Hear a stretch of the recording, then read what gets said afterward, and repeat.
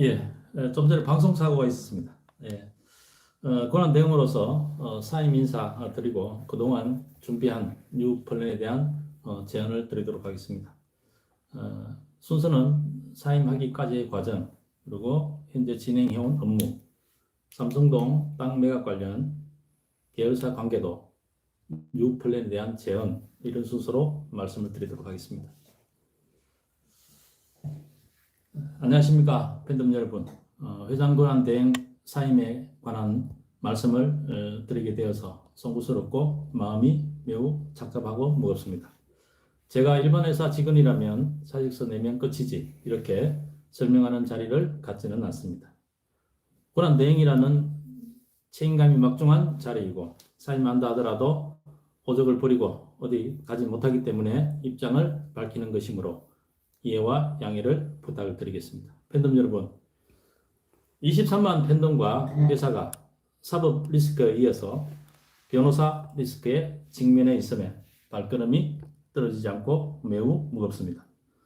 오직 팬덤만을 위하고 남아있는 모든 재산은 팬덤님들의 것이다 라는 회장님의 뜻받들어 권한 대행 수락에서부터 현 시점까지 저 역시 머릿속에 온통 팬덤님과 시더스 회생에만 집중하여 일을 진행해 왔습니다.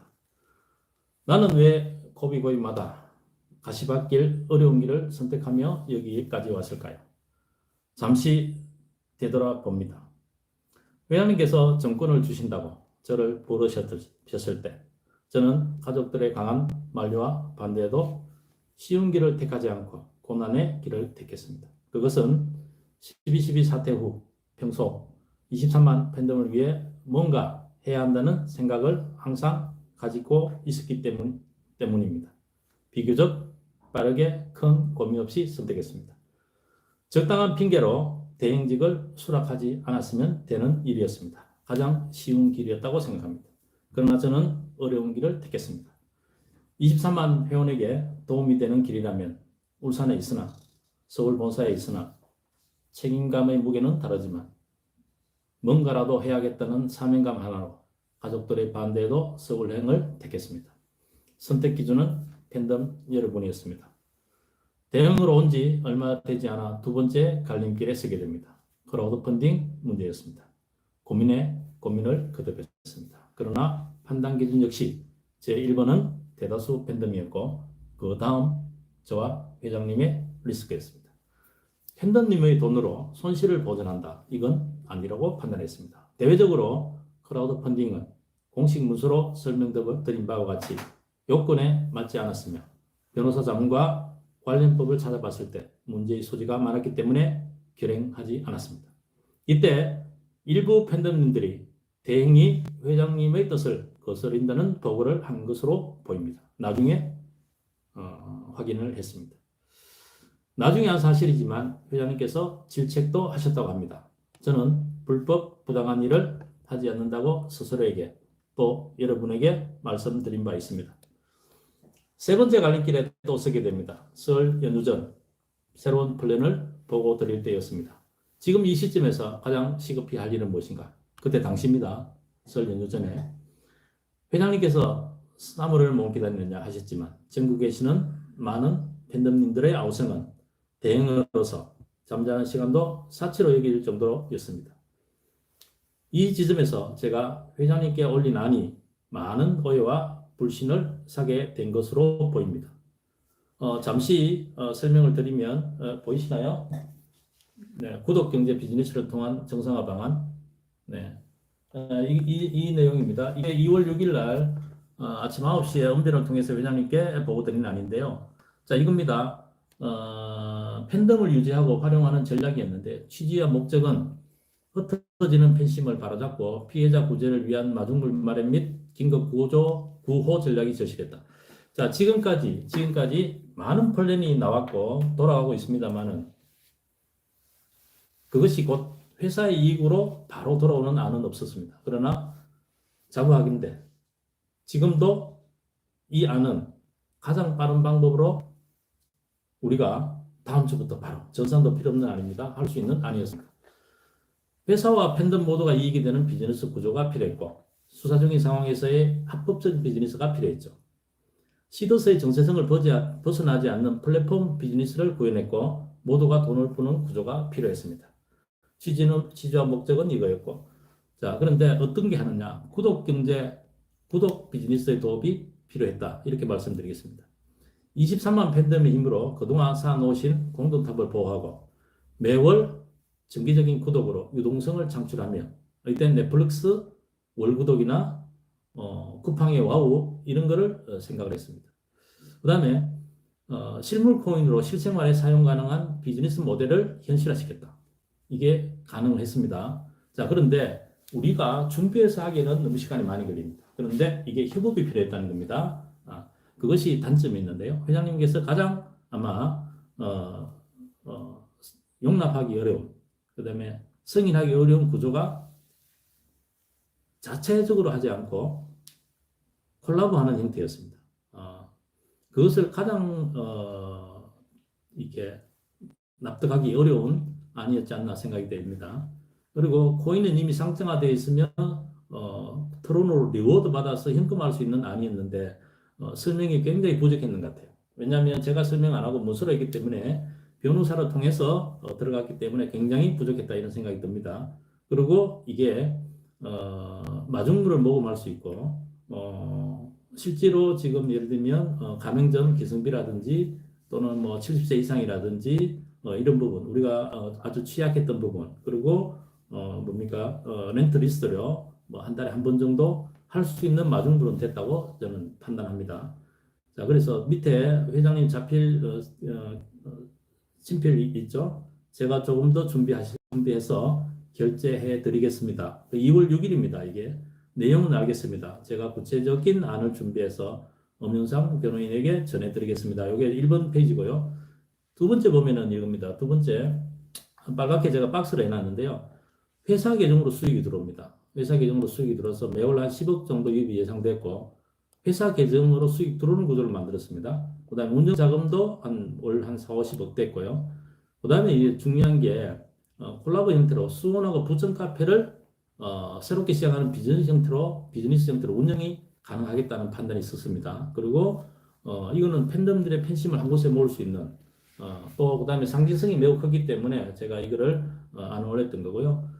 준비사항으로서는 신설법인의 설립을 제가 추진했습니다. 이때 당시에 첫 번째로 우선 FSD 법인에 기부금을 넣고 두 번째 구독 협업사 지분을 인수한 다음에 신설법인을 만들어서 신설법인 지분을 인수해서 신설법인을 설립하는 이런 형태였습니다. 그래서 신설법인 대표는 형식상 대표가 있었고요. 실질적인 대표가 있었고 이 모델은 KT 커뮤니커 모델이었습니다. 이때는 이승희 변호사도 전화도 여러 차례 했고 많이 찾아뵙기 때문에 이승희 변호사님도 이때 이 모델을 찬성하신 걸로 기억합니다. 마지막에 보면은 이렇게 제가 썼습니다. 왜냐하면 추석 전에 설날 전에 뭔가 나와야 되기 때문에 마지막 글을 이렇게 썼습니다. 회장님, 본사 직원은 거의 다 떠나고 유동성은 거의 다 말라갑니다. 본사에 온 지 4주 차인데 폭주하는 소송과 팬덤들의 아우성 속에 그래도 지금 상황에서 할 수 있는 최선의 안을 찾아 제가 할 수 있는 최선이 아니고 우리가 할 수 있는 최선이 아닙니다. 위와 같은 안을 만들어 보고 드립니다. 보고 드린 위 안은 1차 긴급안이다. 자, 여러분 1차 긴급안입니다. 조금 뒤에 설명드린 것은 이제 제가 본 안입니다. 1차 긴급안 뭐냐? 돈이 있어야 되는 거죠. 저는 2월 6일 날 이러고 있었습니다. 그런데 1월 9일 날 땅이 팔렸다죠. 330억에 놀랐습니다. 힘 빠집니다. 저는 회사 자산을 손대지 않고 이렇게 제가 싫어하는 네트워크 비즈니스를 하고 수익 구조를 만들어서 긴급 구제안을 만들고 있었는데 땅을 팔아서 다른 사람들은 비선에서 따로 움직였다. 정말로 힘 빠집니다. 이렇게 안을 올렸습니다. 저는 두 번째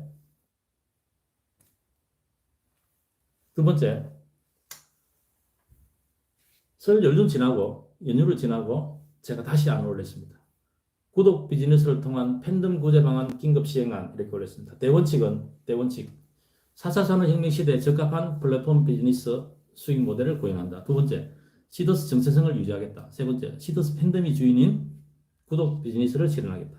자, 이거는 제가 첫 번째 안에서 타사와, 그러니까 시더스 외에 바깥의 회사와 콜라보하는 형태를 회장님이 극히 반대하셨기 때문에, 그러면 시더스만의 이런 형태로 할 수 없는가 고민 끝에 이렇게 시설 회사를 만들고 회원과 이렇게 있는데, 상품 서비스는 협력업체를 이용하되 포인트 지급 형태로 해서 할 수 있는 방안으로 제가 구상을 하게 됩니다. 그래서 이 안이 어떤지 제가 타진을 하게 됐고, 수익 구조는 회사는 가입비, 월 구독료, 투자를 통한 수익이 들어올 수 있을 거고, 회원은 마케팅 수익을 받을 수 있습니다. 협력업체와 상품 수익을 나눠 가질 수 있을 거요. 핵심 가치로는 팬덤을 활용한 진정한 구독 비즈니스 사업 모델화했다. 적합 업종으로서는 시더스라면 커피, 기존 가맹점 활용, 그 다음에 기존 농수축산물, 멤버십 패키지 상품, 주기적인 소모품, 반려동물도 소모품이 있는 거죠. 그래서 이런 거를 적합 업종으로 해서 모델로 해서 다시 올렸고, 그 다음에 특허와 연결하여 코인 시대를 준비하는 그런 형태로 올렸습니다. 이미 이때 싱가포르와 일본에서 우리 특허가 승인이 났죠. 포인트 환원에 따른 블록체인 기반의 가상화폐 중개 및 유통 시스템. 자, 이런 거를 모델로 했고요. 그 다음에 이제 제가 보니까 월 구독비가 이렇게 나와죠. 예산을 이렇게 보니까 이렇게 하면 어떻게 되느냐, 우리가 긴급 구호 자금이 마련될 수 있는 정도의 수익을 볼 수 있다, 이렇게 보고요. 이 역시 마찬가지로 문제는 뭐냐, 신설 법인을 만들고 대표이사가 누구로 할 것이며, 그 다음에 본부별로 어려운 팬덤을 구제하는데 필요한, 우리가 가입 인원을 정하고 상품을 런칭하고 상품 판매를 위한 수익을 창출을 이렇게 하겠다 했고, 기타로서는 유튜브나 KTN 한국방송 등을 통한 설명회, 전국 순회 설명회 이런 거를 계획했습니다. 자, 그러나 이때도 마찬가지로 2차 안에 대해서 회장님께서는 승인해 주지 않으셨고 기간을 넘기게 됩니다. 자, 이렇게 됐다, 이렇게 말씀드리고요. 자, 그 다음에 제가 세 번째 갈림길에서 이런 오해와 불신을 사게 됩니다. 그래서 아마 이때 이런 내용이 나온 것 같아요. 김대행한테는 뭐 경영을 맡기지 않았다, 뭐 이런 이야기가 나오기 시작했어요. 그렇게 보면 아마 이때 제 뜻과 그 다음에 회장님과의 어떤 그런 소통 문제가 중간에 변호사가 끼면서 전달이 되지 않거나 왜곡되어서 전했지 않을까, 이렇게 생각이 돼요. 자, 그 다음에 네 번째는 이성희 변호사 해임과 관련해서 벌어진 일입니다. 이성희 변호사 해임과 관련해서 벌어진 일인데, 자, 이렇게 저는 정리가 됩니다. 저는 권한대행으로 회사 법인과 팬덤 입장에서 일을 처리하였고, 심지어는 회장님의 결심 발표를 하루 연기하고 다시 확인하는 과정도 거치기도 했습니다. 하루를 벌면서 확인하는 과정을 거친 이유는 그 해임이 불러올 파장이 만만치 않을 것임을 예감하였기 때문입니다. 하루를 벌면서 보고서를 다시 썼습니다. 보고서 또한 제가 가지고 있습니다. 회장님 이러이러 하시면 이러이러한 문제가 예상이 됩니다. 당연히 보고 드려야 되죠. 그럼에도 불구하고 당시에는 해임을 결정하셨어요. 그래서 발표한 겁니다. 그럼 발표해야죠. 그리고 그 다음날 다시 이성희 변호사가 접견하고 난 뒤에 또 바뀌었죠. 그것도 팩트입니다. 그래서 관리자는 제가 그렇게 일을 해야 된다고 배웠습니다. 이 과정에서 두 명의 변호사 간의 감정의 골이 매우 깊어졌고, 그리고 저에 대한 이 변호사님의 오해도 있었고, 그때부터 저를 공격하기 시작했습니다. 또한 보석을 추진한 몇몇 팬덤과의 오해도 이때 벌어진 겁니다. 위 당사자들 모두 저를 공격하더군요. 자신들의 이익에 반했고 자기 편이 아니었기 때문인가 봅니다. 저는 이 단계에서도 팬덤님의 편이었다 자부합니다. 그래서 저는 제 위치에서 제가 할 일은 했다고 지금도 판단합니다. 이 모든 과정은 서류에 기록되어 있으며 확인도 가능합니다. 다섯 번째가 삼성동 독산 매각건입니다. 두세 차례 정리해서 말씀드린 바 있습니다. 이유 불문하고 이 지점에서 저는 사임한다고 저는 처음에 판단했습니다. 제가 몰랐기 때문인데요. 관리자로서 그거는 문제가 있는 거죠. 자, 그러나 진행 과정을 보니까 그렇지 않더군요. 팬덤을 위해 해야 할 일이 있음을 알고 자산을 지키기 위해 또 어려운 길을 선택했습니다.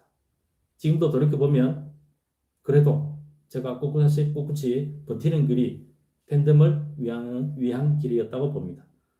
온갖 수모에도 그것이 사임으로 결단하지는 않았습니다. 영문도 모르는 대다수 팬덤님들이 계시기 때문입니다. 저조차 물러나면 무법천지가 되겠죠. 회장 권한 대행에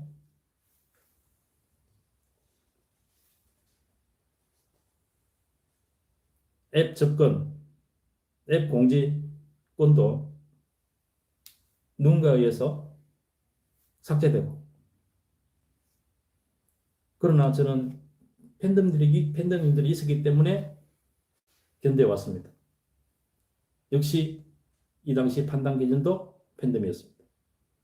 마지막으로 저의 결정적 사임 이유입니다. 결과적으로 사임도 맞고 해임도 맞습니다. 형식은 사임이고 내용과 실질은 해임이기 때문입니다. 중요한 것은 물러나는 것이기에 사임이냐 해임이냐 별 의미가 없습니다. 무엇이 중요합니까? 다만 노동법상 적용이 다른데 이 또한 제가 양보합니다. 제가 할 수 있는 형식이니까요. 저는 사직서를 냈고 회장님이 결재를 받아서 사직 처리하면 됩니다.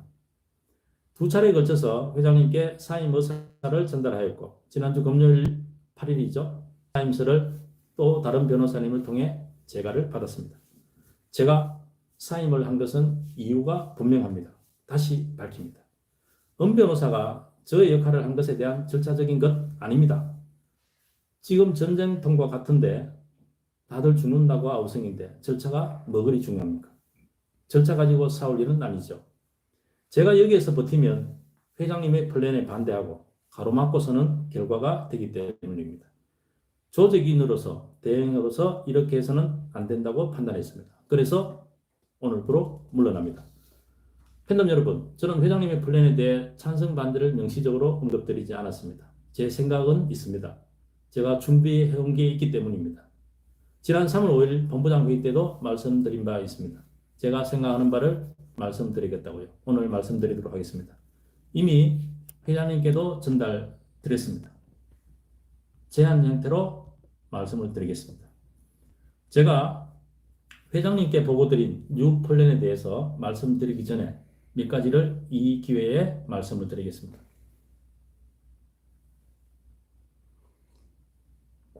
먼저 삼성동 부동산 매각건입니다. 부동산 매각과 관련해서는 관계당국에서 수사 조사를 하게 될 것으로 보입니다. 제가 여기에서 관련자들이 근거 서류를 아직까지 가지고 오지 않고 있으며 잔금이 어디에 얼마가 있는지도 모르는데 제가 할 수 있는 일은 없습니다. 또 후임자가 어떻게 될지도 모르는데 근거 서류를 가지고 올지 여부는 불투명합니다. 비선에서 임의로 각서받고 나눠줄 정도라면 그 정도는 각오하고 있을 겁니다. 다시 말씀드립니다만 잔금은 이제부터라도 투명하게 공개적으로 전산 처리하여 집행해야 합니다. 이런 일이 전국 본부장들이 해야 할 일이라고 생각합니다. 명단 가지고 각 본부에서 확인하는 총극이 지금 벌어지고 있습니다. 왜 이러는지 모르겠습니다. 저는 이왕 팔린 돈 투명하게 집행하는 것 반대하지 않습니다. 얼마나 급하시겠습니까? 제 후임자가 하시든 본부장들이 하시든 누군가는 해야 됩니다. 다시 거듭 말씀드립니다. 투명하게 공개적으로 집행하기를 강력히 바랍니다. 그 다음에 FSD 법적 위치 문제입니다. 방송에서나 유튜브에서나 이승희 변호사나 은 변호사나 다 해당된다고 봅니다. 자, 계열사 관계도를 제가 한번 그려봤습니다. 보이시나요? 네. FSD가 관계사고 계열사라서 경찰서에 조사를 받고 있다. 전혀 근거 없는 이야기입니다. 받을 이유가 없습니다. 지금 현재로서는.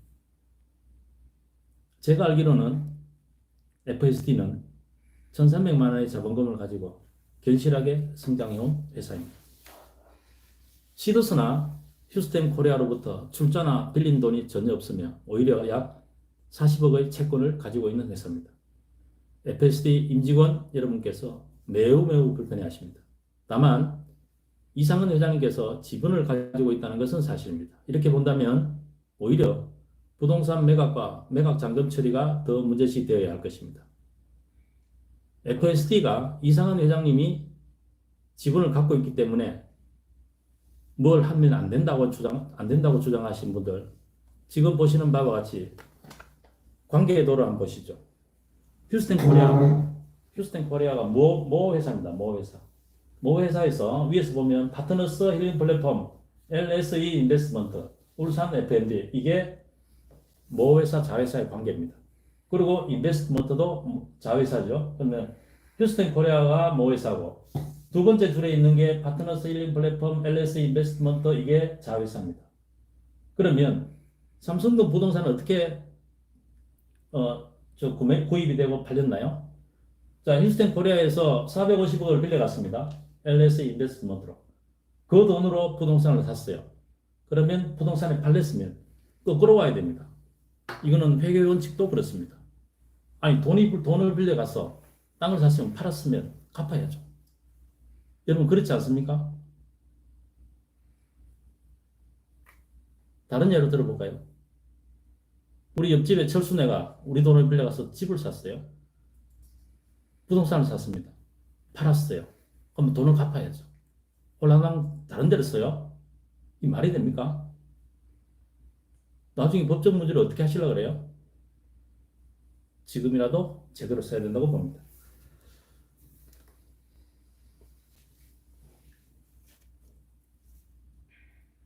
다음에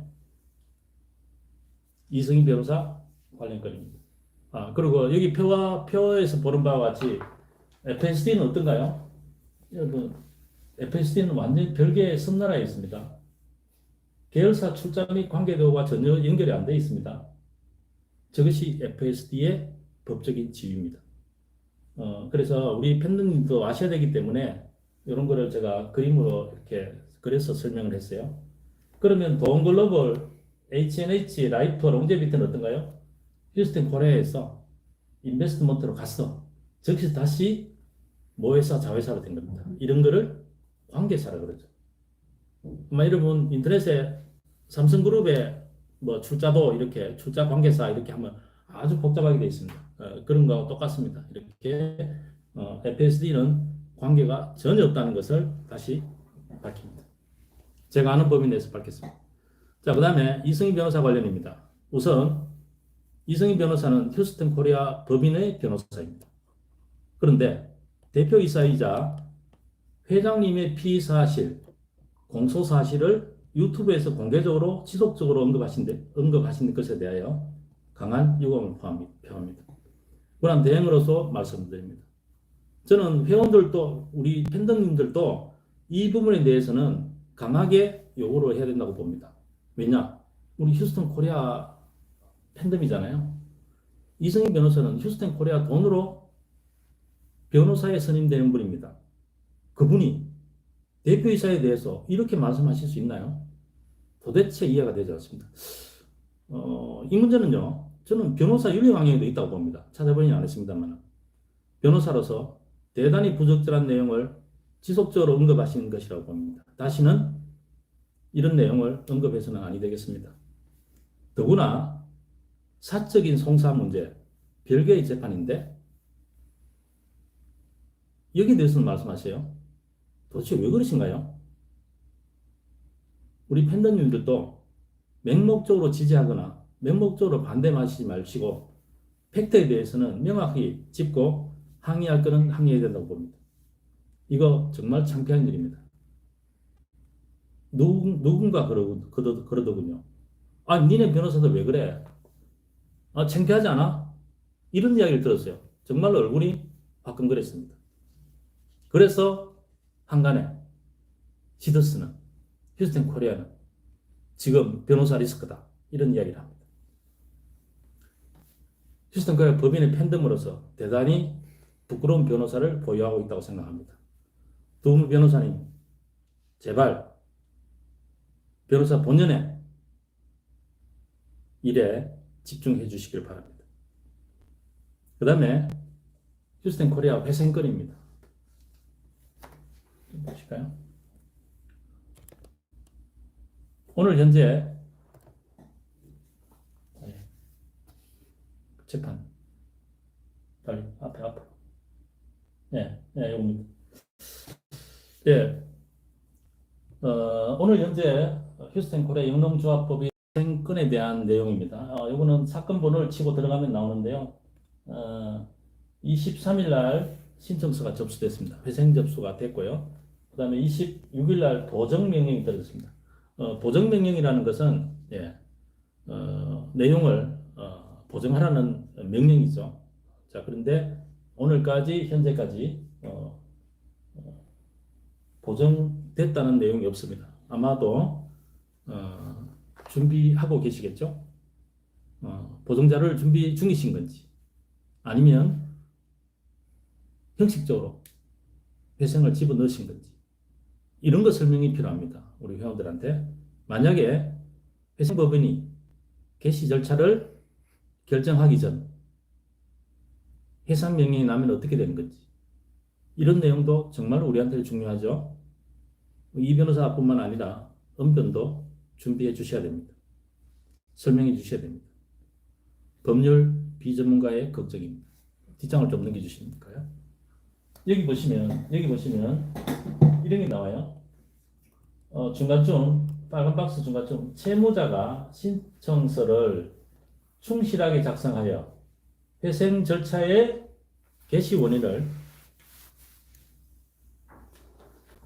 소명하지 못한다면 예외적으로 법원이 선임한 조사위원에게 의하여 개시 전 조사를 받게 되거나 회생 절차 개시 신청이 성실하지 아니한 경우 또는 그 밖에 회생 절차에 의함이 채권자 일반의 이익에 적합하지 아니한 경우에 해당하여 회생 절차 개시 신청이 기각될 수도 있습니다. 개시 신청이 기각될 수도. 그러니까 회생 절차 개시조차도 안 될 수도 있다는 겁니다. 그래서 변호사의 역할이 중요하다 이런 말씀을 드립니다. 자, 그다음에 뒤에 장 가면 이것도 마찬가지입니다. 중간쯤 보면요, 붉은 네모 박스에 1. 채무자가 재정적 어려움으로 인하여 파탄에 직면해 있고 2. 채무의 감면 등으로 채권자 등 이해관계인의 법률관계를 조정하면 채무자 또는 그 사업이 효율적으로 회생할 수 있다는 점이 소명되어야 회생 절차가 개시될 수 있습니다. 이렇게 되어 있습니다. 그래서 회생 절차 개시도 우리한테는 굉장히 중요한 일입니다. 그래서 이 문제도 우리 두 변호사께서 해주시길 바랍니다. 지금 싸울 때가 아닙니다. 두 변호사님은 우리 휴스턴 코리아에서 선임된 을입니다. 을. 명심하시고 제대로 좀 해주시길 부탁드리겠습니다. 자, 그 다음에 자산 8천억에서 1조에 대하여 이거는 회장님께서 말씀하신 건데 제가 부임되고 난 뒤에 계속 조사 중이었습니다. 조사 확인 중이었다. 자, 이런 말씀을 드리고 제가 내려오면서 이 말씀은 드려야 될 것 같습니다. 대여금 현황 리스트 작성했습니다. 예. 작성 후에 회장님께 보고 드렸고 답변을 기다리는 중입니다. 대여금은 그야말로 말 그대로 빌려준 돈입니다. 휴스턴 코리아에서 빌려줬다. 그러면 우리 돈 빌려준 거죠. 예. 우리가 채권자가 되고 빌려간 사람은 채무자가 되는 거죠. 그러면 이게 이제 회수를 해야 되고 이제 그런 거죠. 그래서 이 문제를 제가 숙제를 해결 다 못하고 내려옵니다. 자, 이거는 회장님 보고 드렸고 답변 기다려 중이다 이 말씀드리고 두 번째 투자 현황 문서 있는 것만 리스트했습니다. 문서 없는 거 리스트 할 수 없죠. 문서 있는 거 리스트 했고 그다음에 부동산 보유 현황 기타 이렇게 했는데요. 제가 8천억에서 1조 확인 불가입니다. 제 상태에서 확인 불가다 이런 말씀을 드리고 이 부분은 어떻게 될지는 잘 모르겠습니다. 제가 또 지금 현재 물러나기 때문에 자, 채권 법무팀장이 있어요.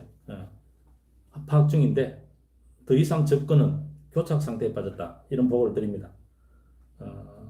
제가 지금까지 한 일은 하나하나 확인 가능한 것으로 절차 지켜가면서 진행했다 이 말씀을 드리겠습니다.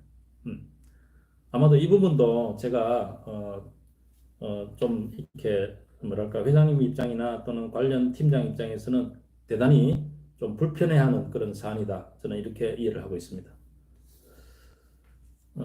채권 법무팀장도 할 수 있는 게 어디까지인지 물러나는 저로서는 확언할 수가 없습니다.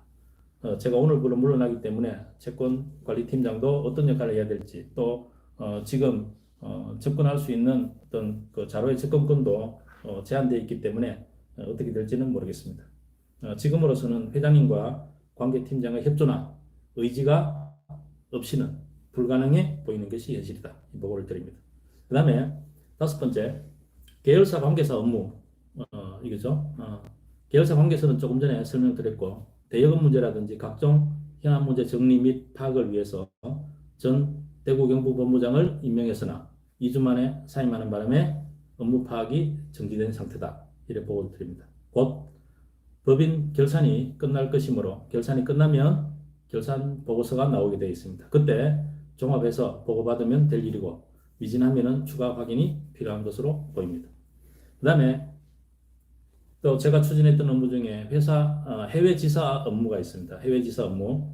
얼마 전에 해외 지사는 장욱진 방글라데시 지사장을 통해서 해외 지사 업무 단장으로 임명하여서 업무를 파악 중인데 회장님께서 업무를 파악해서 보고하라 이런 지시가 있었습니다. 그래서 관련 서류는 모 법무법인에 가 있음을 확인한 상태다 이런 말씀을 드리고 아마 이것도 장욱진 단장께서 준비를 해서 여러분께 정리가 된 상태에서 보고가 되리라고 봅니다.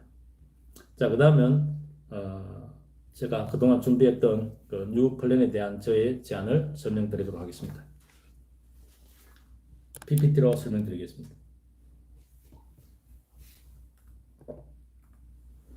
자, 시더스 부활을 위한 제언입니다. 제가 뭐 이제 물러나기 때문에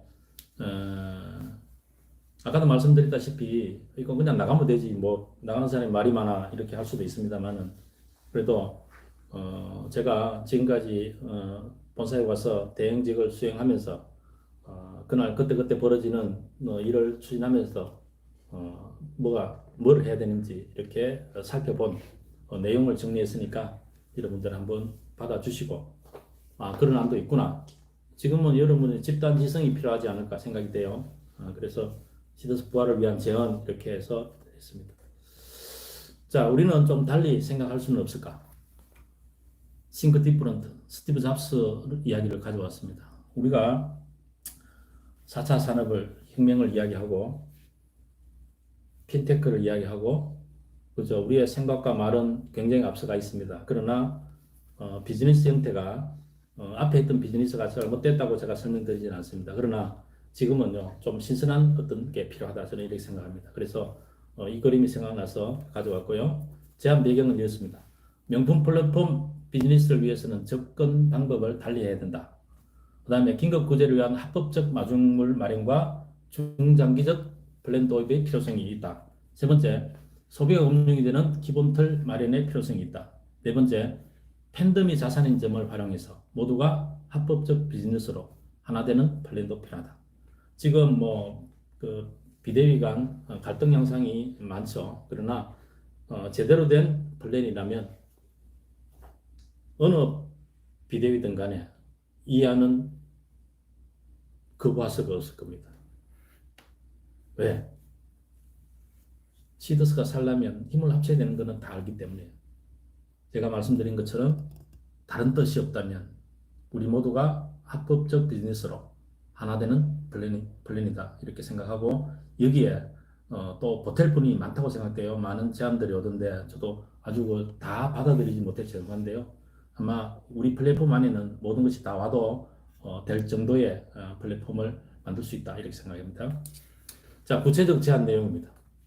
1번 제가 첫 번째, 두 번째도 구독이고 지금도 구독입니다. 구독 경제 비즈니스를 전격 도입하자. 이거 어려운 거 아닙니다. 우리는 이미 작년 12월에 샐러드를 일주일에 3번 구독하면서 구독 경제 모델을 체험했습니다. 여러분들께서도 기억할 겁니다. 두 번째, 구독 모델은 기업과 구독자 사이의 약점으로 향후 일정 기간 동안 제공하는 구독 서비스를 이용하는 것에 대해 구독자가 정기적으로 비용을 지불하기로 약속한 것을 의미합니다. 이게 구독입니다. 구독 경제 비즈니스 효과는 안정적인 수익을 확보할 수 있어요. 구독료로 인한 매출로 예측이 용이하다. 그 다음에 신규 고객을 유치할수록 수익이 추가된다. 점진적 기하급수적으로 수익이 증가할 것이다. 기후 확보된 고객에 다른 연계 상품을 판매하기가 용이하고 마케팅 비용이 절감됩니다. 네트워크 효과가 락인 효과가 있습니다. 제가 여기에서 여기 네트워크 효과 하니까 그거 다단계 이야기 또 해요. 와 정말 돌겠습니다. 네트워크 효과는 다른 효과죠. 예. 다단계가 아닙니다. 락인 효과는 잠금 효과입니다. 자, 동종, 이종 상품과 연계할 수가 있어요. 고객 만족도가 제고되고 주변에 공유되고 플랫폼이 진입되고 사용자가 증가해서 회사와 우리한테 이익이 되는 거죠. 이게 네트워크 효과입니다. 사용자는 플랫폼에 대한 의존성 증가, 이탈률이 낮아집니다. 이게 락인 효과라고 해요. 돈에 대한 락인 효과도 있는데 이거는 유저에 대한 락인 효과입니다. 그래서 이 효과가 있기 때문에 이게 중요하다. 그 다음에 생태계를 구축할 수 있습니다. 생산, 유통, 소비 전 부분에 대한 생태계가 구축되는 효과가 있습니다. 모두가 이익이죠. 생산의 공유, 소비의 공유, 이익이 공유되는 진정한 공유 플랫폼을 완성한다. 성자 독식을 배제한다. 자, 지금까지 우리는 소비의 공유는 이야기 들어봤습니다. 생산의 공유 이야기 들어봤습니다. 그러나 이익의 공유는 우리가 보지를 못했습니다. 만약에 이렇게 되면 이익이 공유되는 진정한 공유 플랫폼이 된다고 생각합니다. 자, 쿠팡 사례를 예를 들어 보겠습니다. 전통 비즈니스 모델과 구독 비즈니스 모델이 있습니다. 전통 비즈니스 모델은 제품을 생산하고 유통 과정을 거쳐서 소비자한테 갑니다. 그러나 구독 비즈니스 모델은 그렇지 않습니다. 구독자가 중심. 센터에 사람 모임이 보이죠. 구독자가 중심입니다. 이런 게 구독 비즈니스 모델이다. 이렇게 설명드릴 수 있고, 멤버십 혜택은 여러분 잘 보이시는지 모르겠는데요. 이렇습니다. 와우로 예를 들어 보겠습니다. 배송을 어떻게 하나요? 와우 회원분들 배송은 무제한 무료 배송합니다. 그죠? 반품은 무조건 받아줍니다. 해외 직구, 로켓 직구 상품 무료 배송입니다. 콘텐츠 구독 이것도 무제한 이용됩니다. 추가 할인 혜택이 있습니다. A사 멤버십, B사 멤버십 이거 볼 거 없습니다. 우리는 여기에서 아이디어를 얻어야 된다고 봅니다. 자, 와우 멤버십 혜택이 이렇습니다. 8가지 혜택인데 이게 있습니다. 이거 와우 요즘 많이 하시죠? 근데 이것이 구독이다. 어려운 거 없습니다. 자, 이것이 구독이다. 자, 그래서 휴스턴 FSD 구독 비즈니스 도입 아닙니다. 제한입니다. 제한. 첫 번째, 월 구독 비즈니스. 예시는 쿠팡, 아마존, 넷플릭스입니다. 우리가 명품 쇼핑몰을 만들고 월 구독료를 지불한다. 이게 무지무지합니다. 무지무지.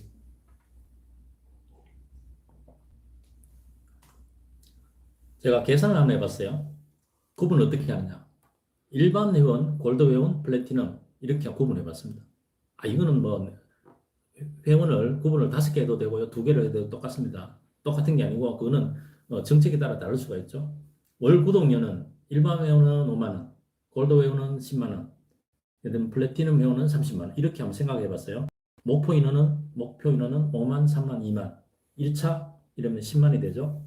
그러다 되면 어떻게 되느냐. 월로 따져서 일반 회원은 20억, 골드는 30억, 예를 들면 플래티넘은 60억. 이거는 산수죠. 제가 처음부터 이렇게 한다고 안 했잖아요. 10만을 모으면. 우리가 지금 17만 회원이 나는데요. 그 중에서 7만 빼고, 다른 데 가실 수도 있으니까, 빼고 10만만 모아진다면, 자, 우리가 90억, 115억이죠. 이렇게. 이거는 뭐예요? 매월 들어오는 겁니다, 여러분. 삼성은 땅 팔아가는 것도 몰라요. 안 그렇습니까? 지금 이런 걸 해야죠, 지금은. 이게 구독 비즈니스입니다. 우리는 이미 했으면 너무너무 좋았는데요. 그러나 지금부터라도 이런 걸 해야 됩니다. 자, 두 번째, 재원의 사용입니다. 자, 그 재원을 받아서, 현금으로 받아서 그 재원으로 플랫폼을 운영하겠다. 플랫폼 운영비가 있어야 되는 거잖아요. 그 다음에 선수금 미달자, 가맹점, 렌트 리스트를 지급할 수가 있습니다. 투명성, 공개성, 회원 간의 합의 원칙으로 적용해야 됩니다. 자, 그 다음에 혜택을 어떻게 됐냐? 차등 서비스 지급이죠. 합리적 지급입니다. 그래서 일반 회원들은 없고, 그다음에 골드 회원은 할인 혜택 플러스 리워드 추가, 플래티넘은 할인 혜택 리워드 추가 플러스 알파. 자, 이 리워드는 뭡니까, 여러분? 자, 우리가 휴스텐 코리아에서 리워드 많이 해봤어요. 뭐냐? 온라인 상품을 샀을 때 2에서 10% 리워드를 줬죠. 그걸 주자는 겁니다. 그래서 골드 회원들한테는 리워드를 추가하고 플래티넘한테는 리워드 플러스 추가 더 해드리면 돼요. 혜택만큼 더 드리면 되는 거죠. 자, 이런 거고요. 법적으로 검토해봤어요. 변호사가 아닌 자가 해봤어요. 거래의 사전적 의미는 화폐 및 서비스를 매개로 양측 간에 이루어지는 가치의 교환을 의미합니다. 구독 역시 본질적으로 가치의 교환에 해당하지만 전형적인 거래 방식과는 큰 차이가 있는데 구독 가치의 교환은 일회성이 아닌 장기적이면서도 지속적인 순환이 가능합니다. 구독 순환은 기업과 구독자의 상호 약정을 매개로 타임라인에 기반을 둔 구독 서비스와 순환 매출의 가치가 교환 순환되는 것이므로 재화의 거래가 되는 것입니다.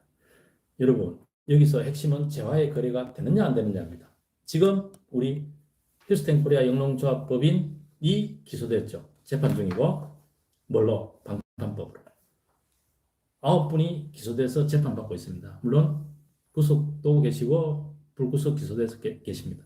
여기서 핵심은 과연 우리가 선수금 내는 것이 재화의 거래냐 아니냐가 핵심일 거예요. 그래서 이거는 뭐예요? 우리가 재화의 거래라 볼 수 있는 거죠. 왜? 앞에서 말씀드린 것처럼 그런 역할을 하기 때문입니다. 그리고 이미 쿠팡의 와우나 넷플릭스나 이런데 아마존의 프라임 회원이나 다 그렇게 하고 있습니다. 그래서 이게 이런 내용이다 이런 말씀을 드리고요. 자, 그리고 두 번째입니다. 첫 번째는 구독 비즈니스를 하자. 두 번째는 FSD 쇼핑몰에 NFT를 판매하자. 여러분 NFT 들어보셨을 거예요.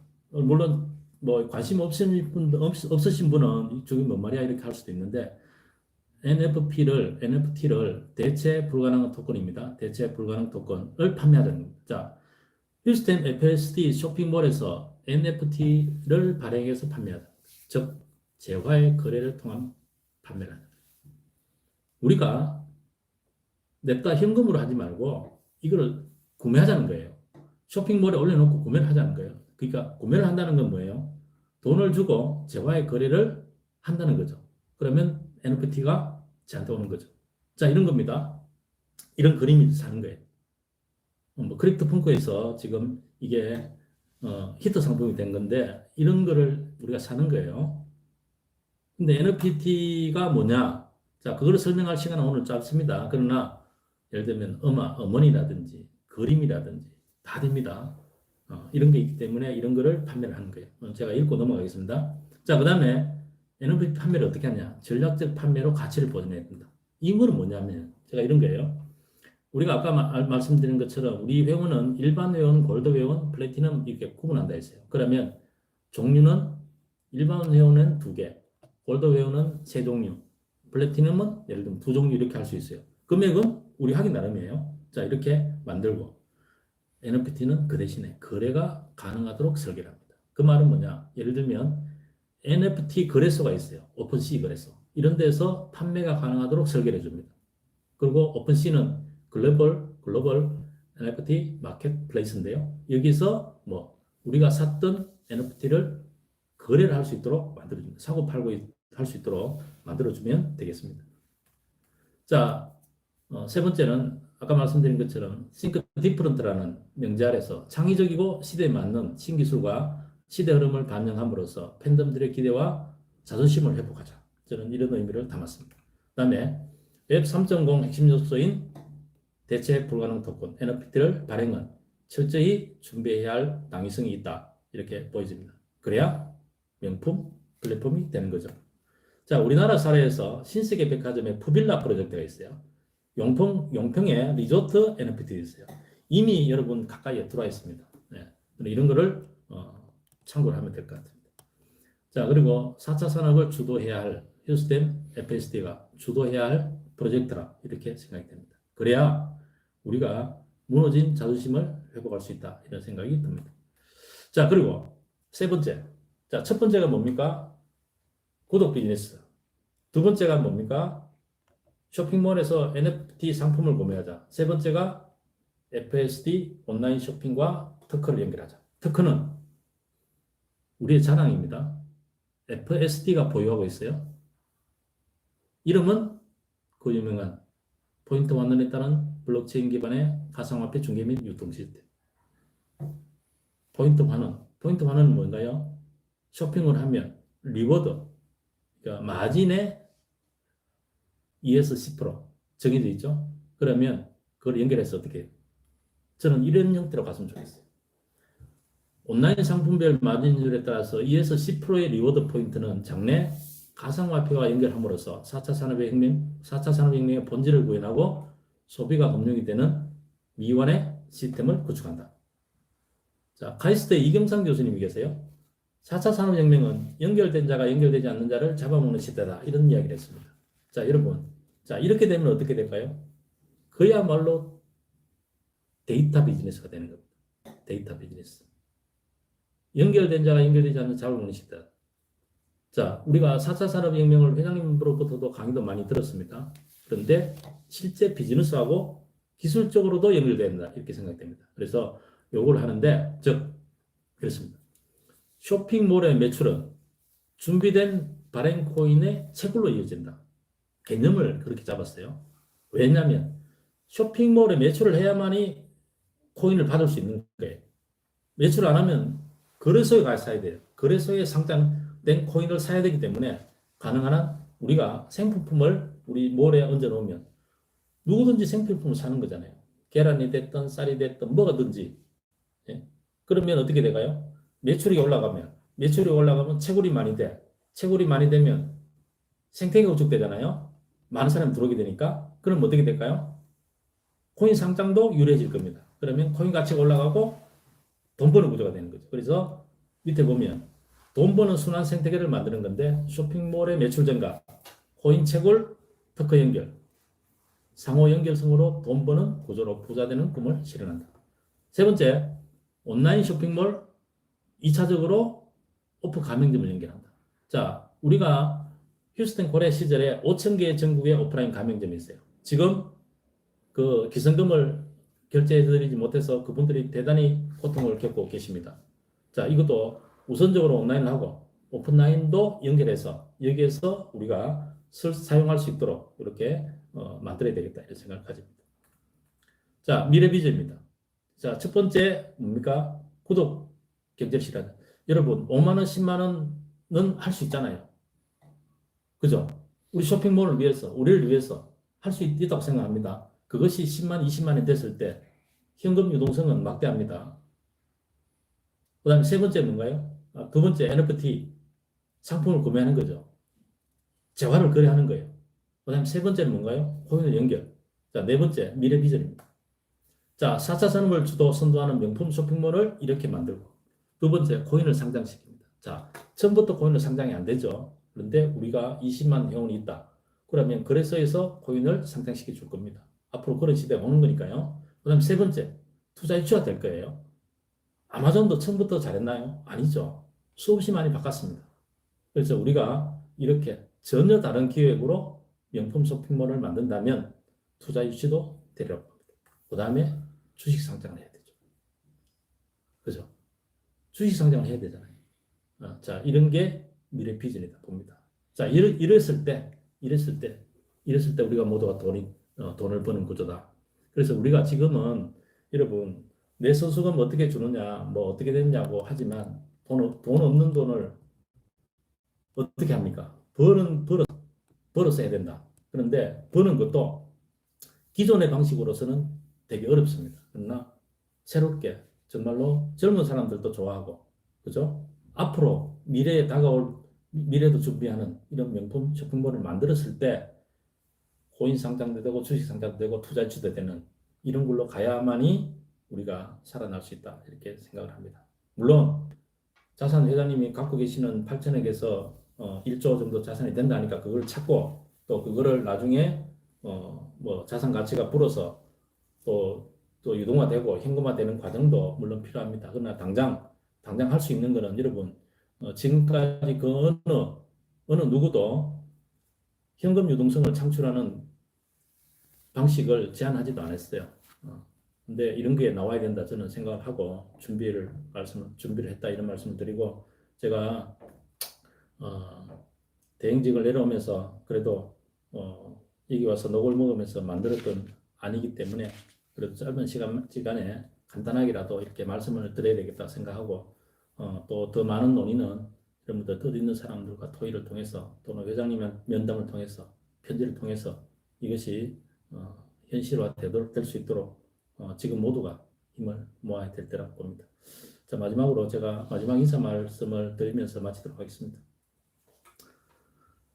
팬덤 여러분, 시더스는 이상은 회장님께서 항상 강조하신 것처럼 처음부터 팬덤 여러분의 것이었고 여전히 여러분의 자산입니다.